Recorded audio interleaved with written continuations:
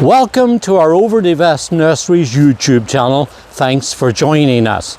We recently posted a video here on this channel telling the fantastic story behind Prunus Okame and how its early flowers brave the occasional freezing temperatures of early spring and how it makes a wonderful tree for a small to medium-sized garden. If you haven't caught it yet, it's here on this channel. I'd certainly invite and suggest that you think about viewing it. And in this video, here's a little follow-on piece that will tell you how you can use some of its flowering stems to brighten up the interior of your home as well as outside in your garden.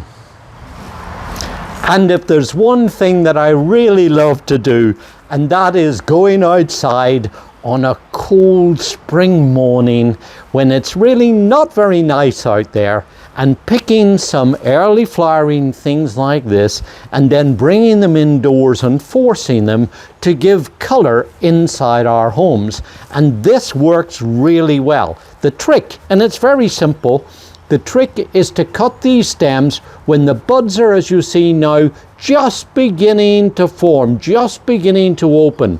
And when you bring them indoors and then bring them into the heat of the rooms inside, you'll find that those flowers will open up and put on, as you see, a really beautiful display. And what's more, it could hardly be easier. All you need to do is to go through and pick some stems like these, preferably a little tighter, a little further back than these. I cut these yesterday. And then what you do is you take the stems and then you plunge them in a deep container of water like this. Fill it up to near the top and then set them in a cool place overnight.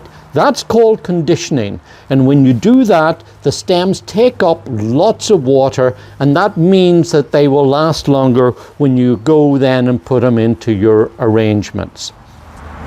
And then, of course, there's the Old Florist Trick that's worth knowing about too. If you've got somebody coming round and you want to try and get them to flush out a little earlier, what florists have done over the years is they've taken the water here and put it in as a tepid water, lukewarm, not hot, but just warm. And then when you take the flowers and put them into the water, of course, the stems will take up that warm water and the buds will flush out a little earlier. Here, in my case, I've got normal room temperature water, and then it's just a matter now of taking these stems and arranging them.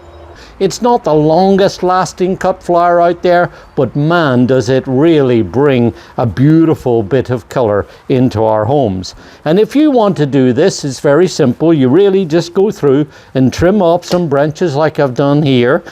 And then after that, it's really just a matter then of going through and making a diagonal cut in the stem and then removing any of the flowers or buds that are going to be underneath the water, and as you see in this vase, really just putting them in here and arranging them.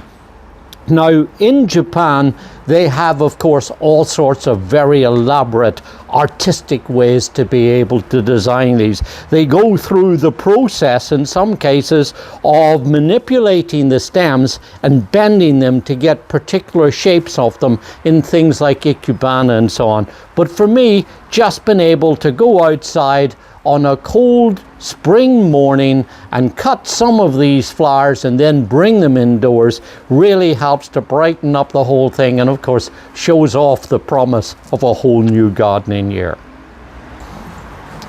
So there you are. It could hardly be easier than that. Whether you use a larger arrangement like this one, or even just a small bud vase or a smaller vase like this one, I think you can see that it's a very easy and very pretty way to liven up your early spring scene.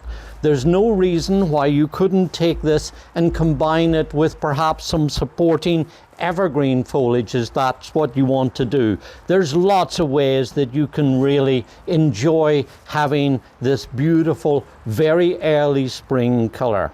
And one thing's for sure, it's a lovely way to be able to admire the exquisite beauty of this beautiful little flowering cherry.